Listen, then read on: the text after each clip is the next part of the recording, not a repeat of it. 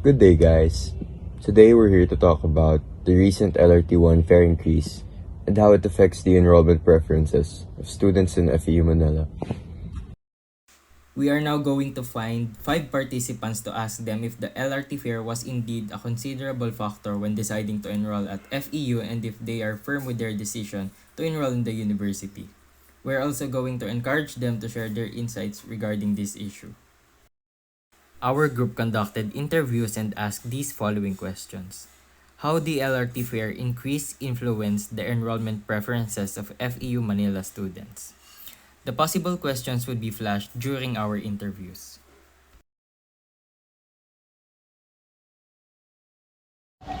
Good morning, everyone. I'm here with Hey guys, I'm AJ. Bernard Tonido. Leo. So today we're gonna ask AJ some questions about the fare increase of the LRT1. So first question, bro. Did the LRT fare affect your decision and preferences when you were choosing a university to enroll in?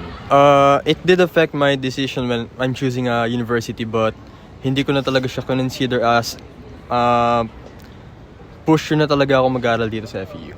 Nakaka-affect siya kasi syempre yung LRT back then is di pa gaano kaganda yung services niya, and nung that time na yon yung fare niya is 18, pero nung around 18 pesos nung around mga ilang months bigla siya nag-increase ng 20 pesos, and yung akala ko is nag-increase siya dahil may adjustment sa LRT, pero yun pala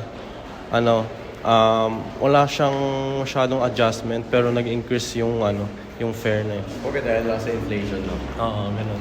Yung Hindi presyo naman. ng LRT. Hindi naman. Hindi naman, no? Oo. Okay naman, mayaman ka naman kasi. So second question, with the recent rise in the LRT fare, are you still firm or buo pa din ba yung decision mo mag-enroll dito sa university? Like no regrets? No regrets, buo pa rin decision ko, pero syempre naisip ko din na ang hassle naman nun, magbabiyahe ako tapos may price increase. Yeah. Nice point. Tama naman yung decision ko na nag-enroll pa rin ako sa FAU, kasi since madami pang accessible na transportation dyan, di lang LRT. So kumbaga, dahil sa pagtaas ng pasahe sa LRT, sulit pa din ba yung pag-enroll mo sa FEU?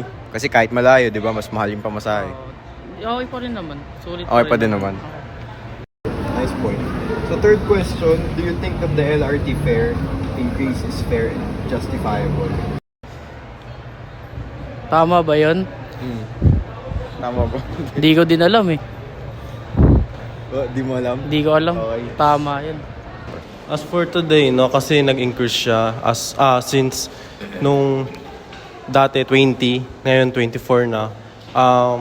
Naging fair naman siya since may mga konting adjustment yung LRT station, no, may mga bagong trains, tsaka may mga napaganda pa yung air condition nila, ganun. For me, is fair naman siya.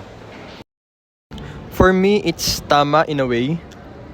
Kasi kung isipin, lahat naman may inflation eh. Tama. Lahat ng tumataas eh. Oo. What are your personal insights about the recent fare increase? Ano masasabi mo sa dahil nagtaas sila? Wala, naghihirap na ako eh. Wala na akong pamasahe. Kaya masasabi ko, tama lang for me.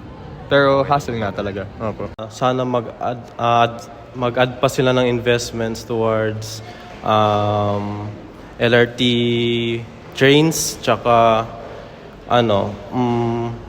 mag-ano pa sila ng improve pa nila yung serbisyo nila, ganun.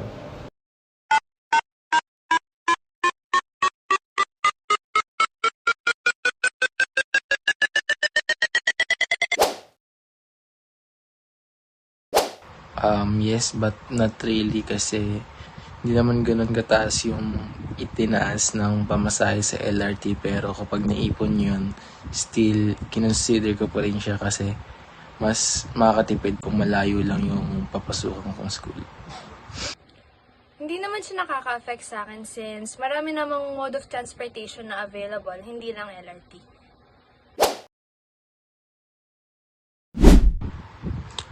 Yes. FEU pa rin yung enrollan ko kasi dito ko naman na-start yung college journey ko. So, tuloy-tuloy na lang, tiis na lang, and tipid. Yes, firm at decided naman ako because ginusto ko talaga mag-aral sa FEU kaya tiis-tiis na lang. I think no kasi maraming nakarely sa LRT and di siya justifiable. Pero magiging fair siya if may nakita kaming pagbabago sa facilities and service nila.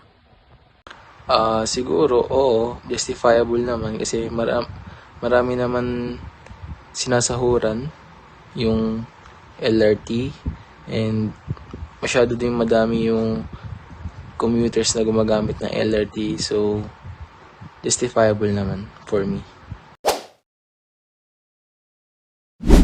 Personal insight, siguro reasonable naman yung pagpapataas nila ng presyo ng pamasahe sa LRT since marami naman gumagamit nito and marami rin naman nakikinabang. So, kailangan, siguro yung pagtaas ng price na yun para rin sa improvement pa ng LRT, para rin sa mas maayos na serbisyo nila.